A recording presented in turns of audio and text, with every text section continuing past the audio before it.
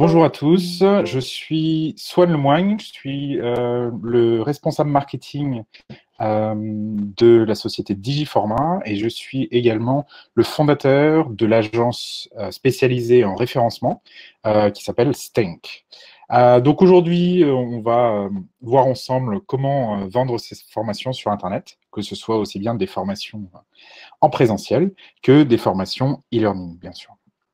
Donc, comment mettre en avant vos formations sur le web grâce à votre site Internet? Donc, évidemment, le site Internet, ça va être le cœur de notre stratégie digitale. Vous êtes un organisme de formation, vous avez sans doute déjà des canaux, peut-être un réseau local ou voilà, des connaissances, du bouche-oreille, mais sachez que le web est aujourd'hui une vraie opportunité pour communiquer. Et la première étape, c'est d'avoir un bon site Internet. D'accord ?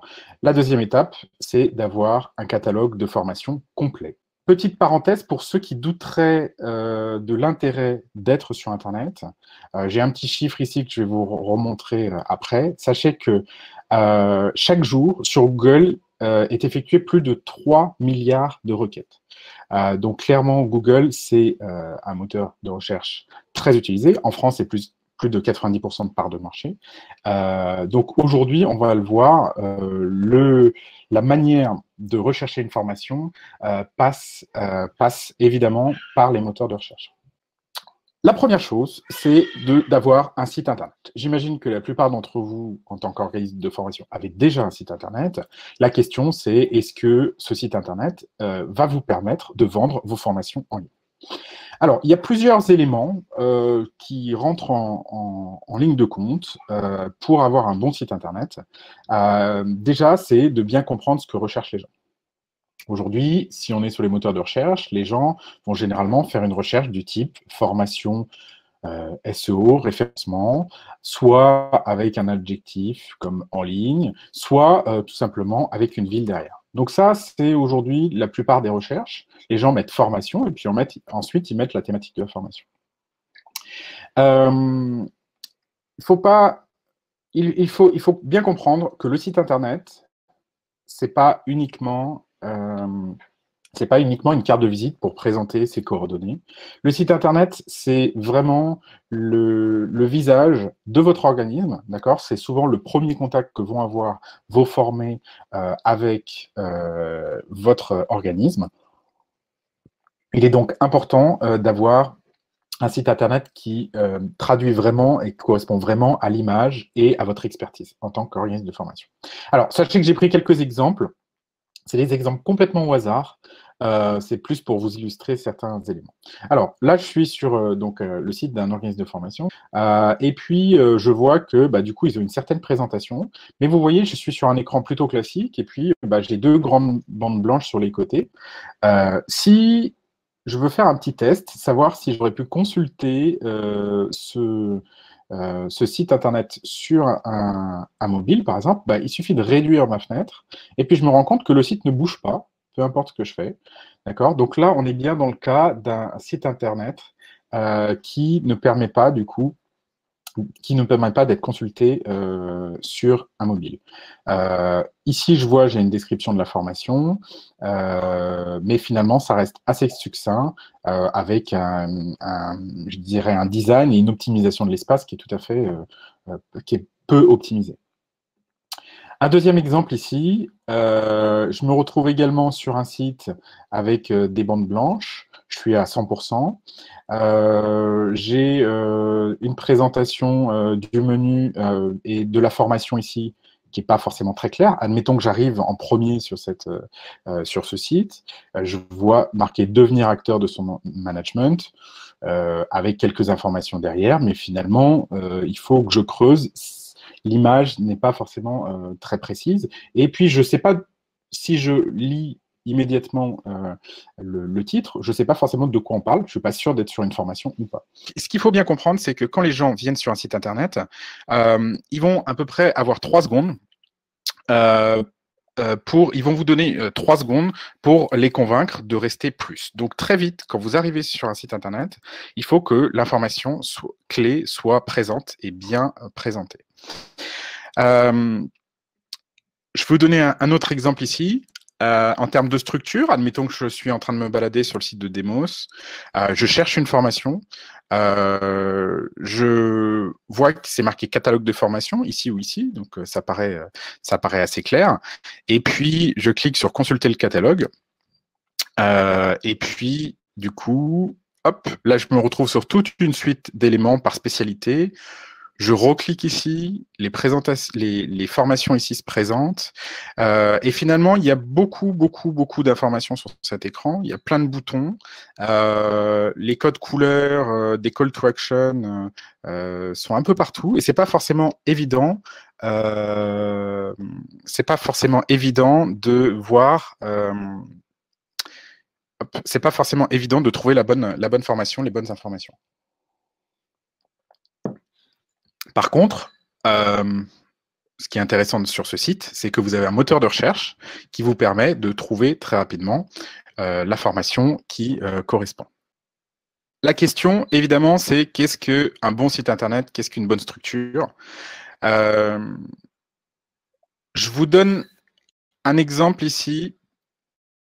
Encore une fois, c'est des exemples que j'ai pris tout à fait au hasard, où on voit qu'il y a une certaine organisation, d'accord. Les formations transport routier, par exemple, à Clermont-Ferrand, vous ouvrez, vous avez les formations qui sont assez clairement présentées, et puis on peut cliquer dessus, et puis à ce moment-là, du coup, vous avez le détail de la formation, hop, si ça veut bien s'afficher. Voilà, vous avez le détail de la formation. Alors, il y a des informations complémentaires. Bon, par contre, ce qu'on voit, c'est que là, j'arrive au tout début. J'ai juste marqué FCO marchandises. L'image est très, très grande. Et puis, finalement, il va falloir que je scrolle beaucoup pour trouver les informations. Donc, assez compliqué, encore une fois. Je vais vous donner un autre exemple. Un autre exemple ici d'un site où vous avez un peu plus de détails. Vous arrivez, c'est marqué formation Excel perfectionnement, donc il y a pas mal d'informations. C'est une formation Excel, on n'est pas pour les débutants, c'est plutôt avancé. Vous avez Toulouse, les effectifs, donc il commence à y avoir un peu plus d'informations alors que j'ai encore à peine scrollé. Si je vais maintenant sur un autre site, formation Abilways, là, c'est intéressant. Je n'ai pas encore scrollé. Je suis sur le site d'une formation. Et puis, je vois marqué formation courte, management, manager une équipe, niveau 1, des notes, des avis, le temps, les lieux de formation. Finalement, je n'ai pas encore descendu dans la page. Il faut savoir qu'il y a peu de gens qui descendent. Hein. Ça, c'est vraiment la première impression.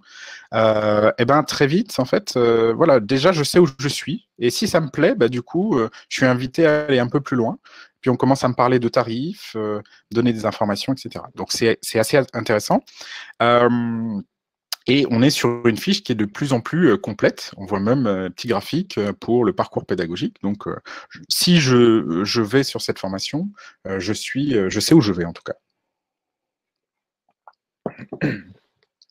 Alors, avant de vous montrer les derniers sites que j'ai sélectionnés, je voudrais revenir sur un élément.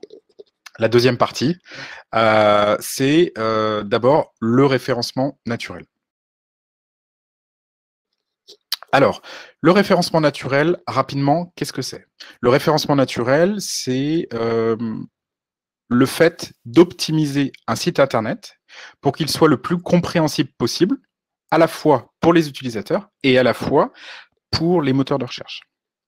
Alors, très rapidement, je vous disais, donc, typiquement, hein, le référencement naturel, pour ceux qui ne connaissent pas bien, si vous faites une formation, une recherche, par exemple, sur Google, formation SEO Lyon, vous avez d'abord ici des publicités, et puis en deuxième partie, un peu plus bas, vous avez ici les résultats naturels. D'accord? Donc, c'est là, en fait, où vous allez pouvoir présenter votre OF, vos formations, pour ensuite obtenir des visiteurs et des potentiels formés étudiants.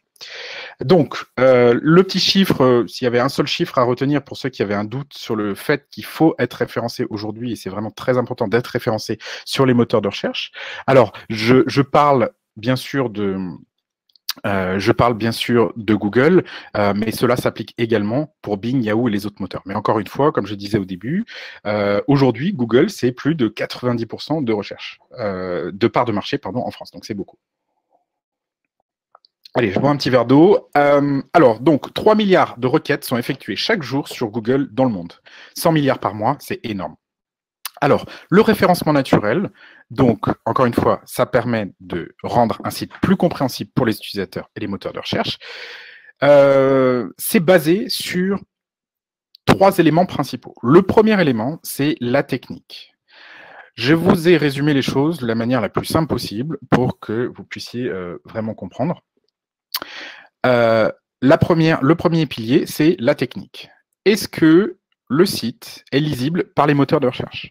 Alors, typiquement, aujourd'hui, si vous utilisez un CMS que vous pouvez trouver facilement, type WordPress, Wix, PrestaShop et ce type de, ou Typo3 ou ce type de CMS. Donc, un CMS, c'est un Content Management System. C'est en fait, au lieu de créer votre site à la main de manière complètement personnalisée, ben, il vous propose une base technique. Si vous utilisez un CMS, pardon, sachez que déjà, sur la partie technique, normalement, votre site sera lisible par les moteurs de recherche.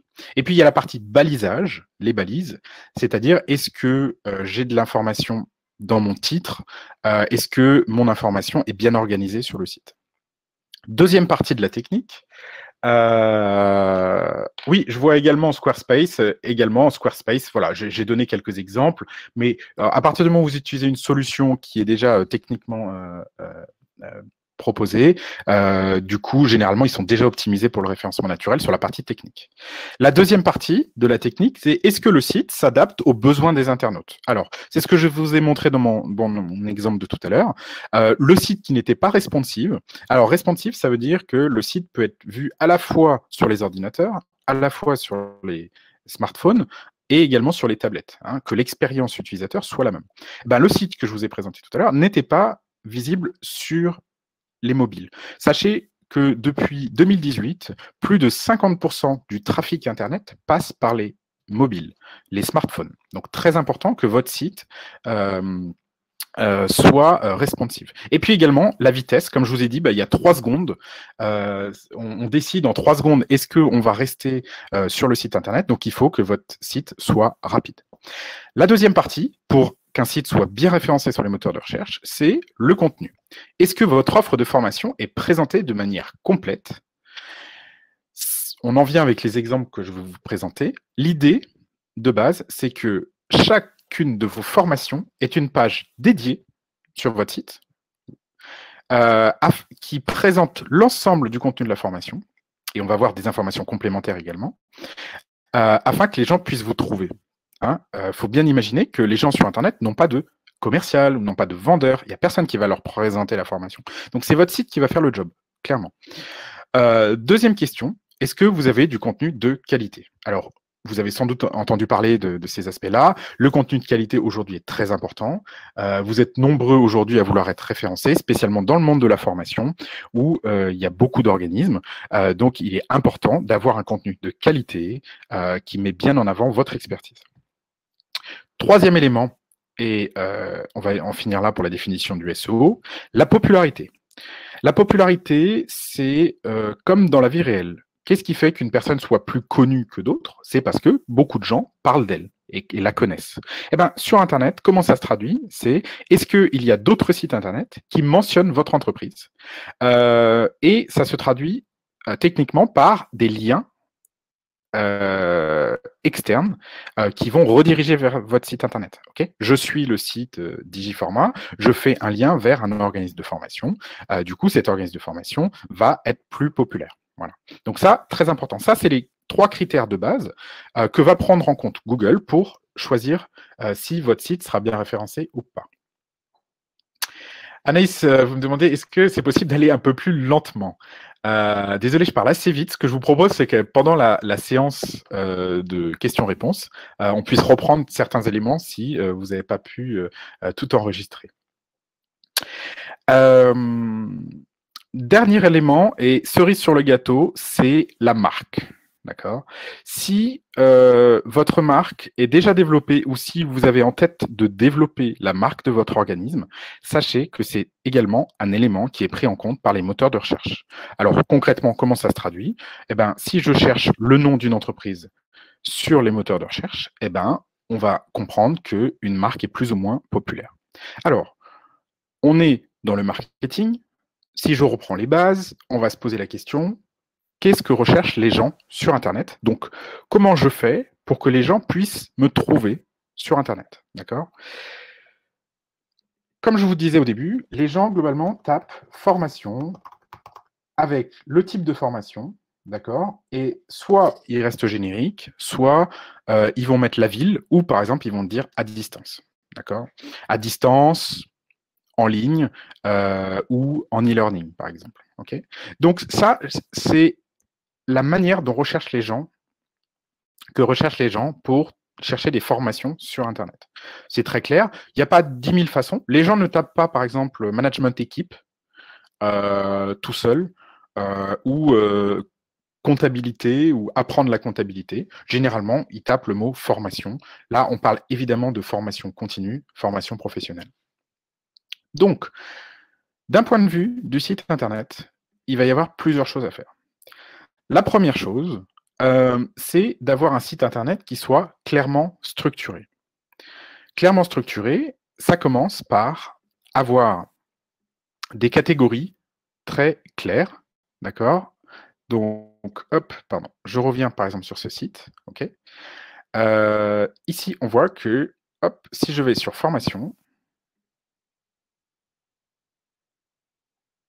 hop, est-ce que ça s'ouvre?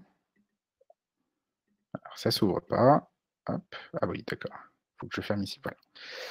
Je vais y arriver. Voilà. Ici, on voit que si je vais sur les formations, vous avez formation sur mesure, formation certifiante, formation dirigeante, etc., etc. Donc, vous avez un certain type de catégorie. Un autre exemple ici, okay, en termes de structure, j'ai un menu global qui me présente les formations par grande catégorie, manager une équipe, se développer, piloter l'activité, et puis vous avez des sous-catégories, leadership, management, management de projet, etc. Donc, il y a une certaine architecture, une certaine structure dans la proposition que me fait l'organisme de formation.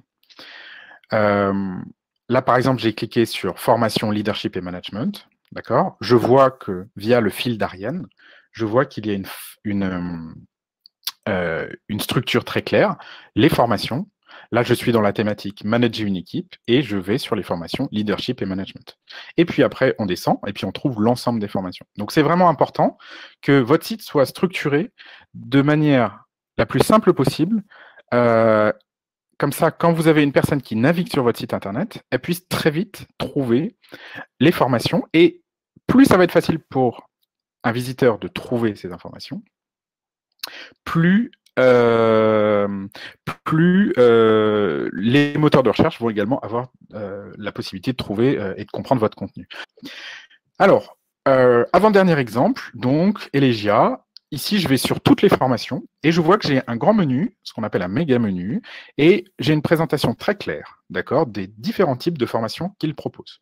Le droit social, le droit et finances, les performances individuelles et collectives. Et puis, dans chaque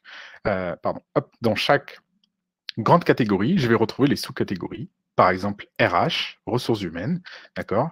Je clique dessus et là, je me retrouve avec un moteur de recherche. Alors là, on est sur un gros organisme, hein, mais c'est intéressant parce qu'ils ont beaucoup de formations et ils nous aident à les trouver. Donc, on peut, par exemple, mettre des dates, des niveaux, des lieux avec des petits filtres. Et puis, après, je déroule. Donc, je vois par exemple SIX certifiant professionnel, RH, gestion des ressources humaines, les fondamentaux. Je déroule et je vois qu'il y a 2 formations. Voilà. Donc, ça, c'est vraiment très intéressant parce qu'en termes de structure, d'accord, je ne me suis pas posé la question, je n'ai pas eu de difficulté à trouver la formation. Exactement, Jessica, vous dites que votre webmaster dit 2 clics maximum. Alors, l'idée, c'est que, on parle plutôt généralement de 2-3 clics, mais voilà, l'idée c'est que évidemment les gens trouvent très rapidement le contenu. Donc là, par exemple, si j'arrive sur Elogia, je survole formation, hop, je fais un premier clic sur qualité de vie au travail, ok. Un deuxième clic, et puis j'ai la formation qui est présentée. Au troisième clic, j'arrive sur la page de la formation. Donc c'est très intéressant parce que du coup, j'ai un accès rapide aux formations. Merci Jessica pour votre question. Alors, après, concernant la page de formation en elle-même. La page de formation en elle-même, l'idée, ça va être d'apporter le plus d'informations possible à l'internaute, d'accord, pour qu'il puisse très vite comprendre le contenu de la formation et puis savoir si ça l'intéresse ou pas. Et puis on va voir après que on va essayer de faire en sorte que très vite, il puisse aussi s'inscrire. Parce que ce qui se passe aussi sur beaucoup de sites d'organismes de formation, c'est que souvent, les sites se contentent de présenter leur formation, et puis après, vous avez un bouton à la fin où c'est marqué « Contactez-nous », et puis finalement, ça demande quand même un effort assez important à l'internaute pour pouvoir acheter une formation, encore une fois, aussi bien en e-learning qu'en présentiel. Donc, c'est hyper important de donner un accès rapide et de permettre aux gens de pouvoir acheter leur formation le plus possible en ligne. Alors, donc là, on a vu la structure. La première chose, c'est d'avoir une bonne structure du site Internet. D'accord ? Vous avez votre page d'accueil, vous avez votre catalogue de formation. Le catalogue de formation est organisé en grandes catégories et en sous-catégories si besoin, en fonction du nombre de formations que vous proposez. Et ensuite, dans chaque catégorie, vous avez les formations. Comme je vous le disais, pour chaque formation, il est important d'avoir une page. D'accord ? Une page claire, nette, qui va énoncer clairement à votre internaute là où il se trouve et qu'est-ce qu'il peut espérer de cette formation. La majorité des gens, sachez-le, ont un peu la flemme de descendre, d'accord, de scroller, comme on appelle. Okay, donc très vite, il faut annoncer toutes les informations qui sont le plus cruciales pour votre formation. Alors, j'ai pris l'exemple de Segos, que je trouve très pertinent en termes de présentation globale de l'offre de formation. Alors, qu'est-ce qu'on a sur cette page? Encore une fois, je n'ai pas descendu. Admettons que j'arrive depuis Google, j'ai tapé manager au quotidien. Je vois formation, manager au quotidien. D'accord. Je vois, il y a des petits icônes qui me disent que c'est éligible CPF et BEST. J'ai un petit sous-titre qui précise un peu le contenu de la formation, réussir les actes clés du management d'une équipe. Vous avez des notes et des avis, donc ça me donne plutôt confiance, d'accord. Ils me disent que c'est en blended learning, qu'il y a des évaluations, que c'est une génération de formation spécifique à Segos, bon, et c'est une formation certifiante, d'accord. Donc, pour l'instant, encore une fois, je n'ai pas scrollé, j'ai déjà le contenu de la formation, le contenu général, on me donne le titre de la formation, je sais que ça va être éligible CPF, j'ai ce qu'on appelle ici un rassurant avec les avis, donc je vois que mes pairs ont noté cette formation plutôt positive, donc c'est intéressant. Encore une fois, les gens sont tout seuls devant leur écran, donc c'est important. C'est important d'avoir des informations, par exemple, comme les avis. Et puis à droite, vous avez des informations complémentaires. Vous avez une petite vidéo, d'accord, qui va présenter directement la formation. Alors, je ne sais pas si ça va marcher avec la connexion Internet. Alors là, c'est une vidéo sur comment utiliser le CPF, donc c'est par rapport au financement. Vous avez également la possibilité de télécharger le PDF. Alors, on me demande, Richard, quid du détail de la formation pour télécharger un PDF? Alors, pourquoi vous avez un PDF ici? Il faut savoir que dans le processus de recherche d'une formation, les gens, à un moment donné, vont peut-être pas acheter immédiatement. Et donc, afin de leur laisser une marque, de leur laisser un support, d'accord, comme si vous alliez demain chez votre client et puis vous lui laissez une brochure en lui disant, bah voilà, je vous laisse mes coordonnées et puis voici le contenu de la formation. Si vous voulez, c'est un petit élément qu'ils peuvent ramener chez eux, qu'ils peuvent imprimer ou présenter par exemple à leur RH, à leur responsable formation, etc. Donc c'est important, voilà, d'avoir ce petit PDF également. Et puis, encore une fois, je n'ai pas scrollé et je continue. J'ai une description un peu plus détaillée sur la formation avec les différents lieux. Et puis, si je descends un tout petit peu, eh ben, j'ai 3 informations ici assez claires. Soit ça peut être réalisé en inter, en intra ou sur mesure. Et puis, vous voyez que pour chaque catégorie, eh bien, je vais avoir de l'information claire, la durée de la formation, d'accord, le prix, et puis je vais même pouvoir m'inscrire immédiatement ou bien demander un avis. Donc, ça veut dire que une personne qui cherche une formation et qui est prête à commencer à acheter la formation, eh bien là, on lui propose immédiatement de pouvoir le faire, d'accord, en intra. On peut demander un devis directement ou sur mesure, contacter les gens. Donc, c'est très intéressant. Et puis après, bah, je vais descendre et ce qu'on va voir, c'est que, donc là, l'idée, encore une fois, c'est de faire en sorte d'expliquer le plus possible la formation et puis très vite, du coup, d'essayer de faire en sorte que la personne qui soit un peu plus intéressée puisse avoir plus de détails.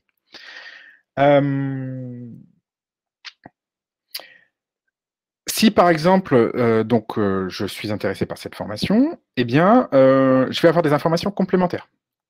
Pour qui est faite cette formation, d'accord? Est-ce qu'il y a des prérequis? Dans ce cas-là, aucun. Le programme de formation, comment ça se passe?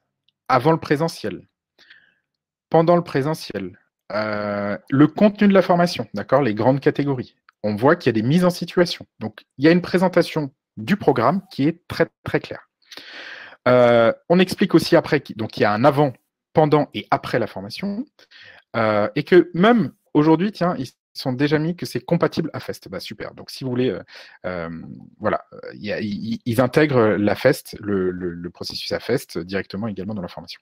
Puis, vous avez également les objectifs de la formation, le certificat qu'ils délivrent, les points forts de la formation, de l'information sur les formateurs et l'information sur le financement. Évidemment, la question clé quand on est en train de choisir une formation, c'est comment on va pouvoir financer ça. Donc là, il y a des informations détaillées pour le CPF, les différentes possibilités avec les OPCO et autres. Et puis, on revient sur les avis clients. Vous avez également un listing des dates complet, d'accord? Et donc, vous voyez à quel point c'est simple. Si, par exemple, je veux faire une formation à Marseille, je sélectionne Marseille et je peux m'inscrire. En 2 clics, je peux m'inscrire. Donc, là, Segos, pour moi, c'est vraiment un bon exemple de présentation d'une page de formation, à la fois pour les utilisateurs et à la fois pour le référencement naturel. D'accord? C'est très clair. Alors, si on va sur une autre formation, on peut voir comment ça fonctionne. Hop. Alors, hop. Voilà. Renforcer sa légitimité managériale, c'est le même principe. D'accord?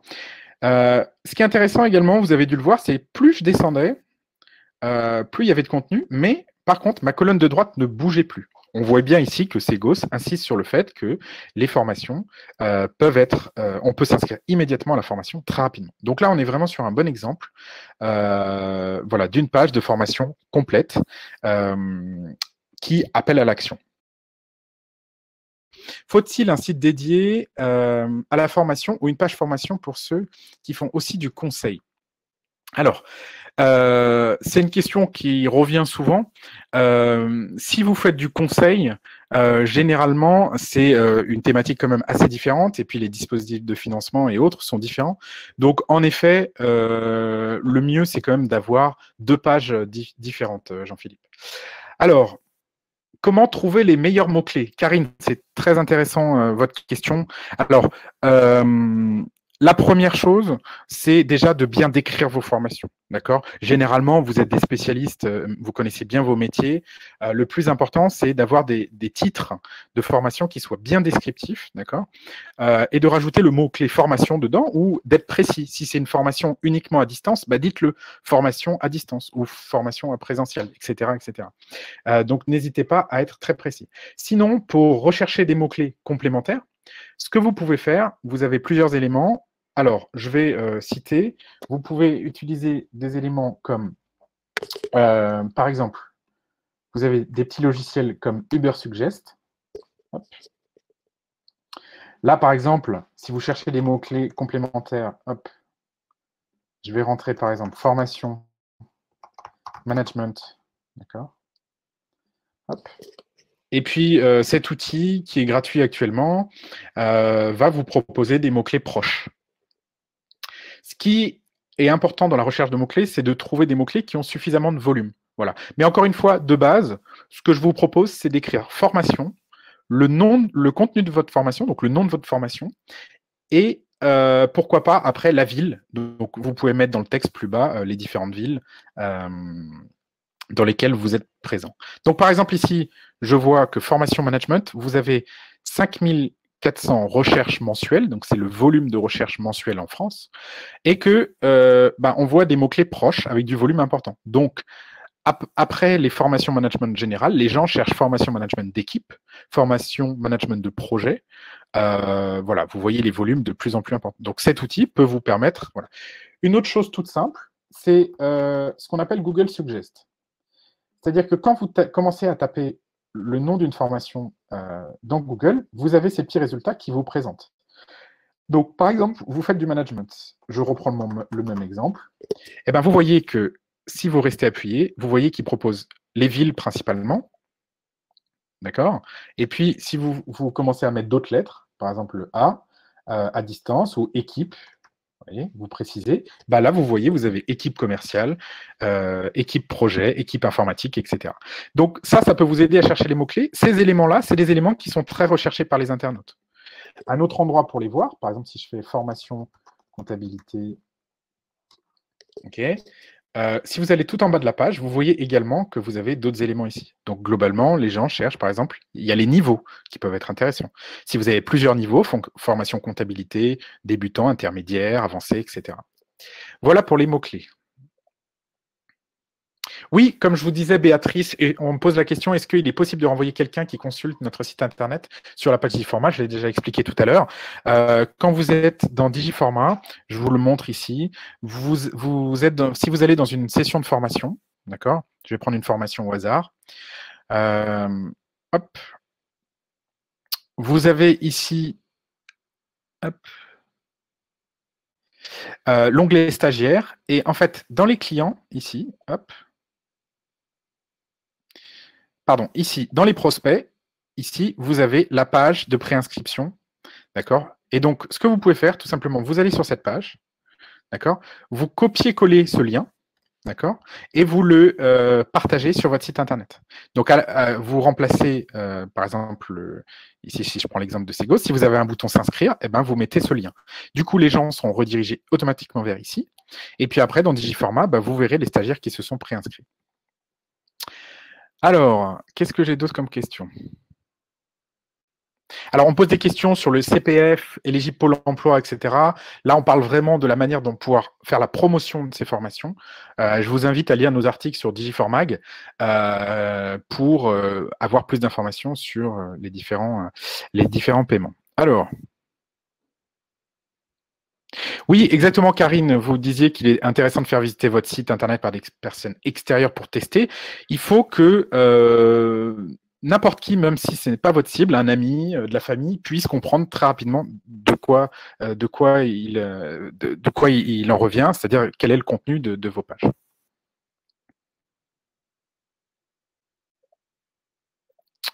Alors, je vais redescendre et prendre les dernières questions. Alors, Karine me pose des questions sur la page d'accueil. Peut-elle contenir des informations générales, surtout lorsqu'on forme sur un sujet nouveau? Oui, la page d'accueil est un lieu intéressant, mais c'est un lieu intéressant pour rediriger, pour orienter. Il faut voir la page d'accueil comme une zone de navigation. Pourquoi? Parce qu'il est très difficile de répondre à plusieurs besoins. Admettons que vous vendez plusieurs formations, des formations en comptabilité, en gestion, en finance et autres. C'est difficile d'avoir un titre cohérent. Et vous voyez d'ailleurs que Segos ici n'essaye pas d'avoir un seul titre, d'accord? Ils ont la partie ici, plutôt le côté branding, et puis très vite, ils expliquent qu'ils ont plusieurs éléments, et c'est ça en fait, ils essayent de proposer de la navigation avec le moteur de recherche, parce que c'est des sites tellement gros que le moteur de recherche, c'est le plus simple.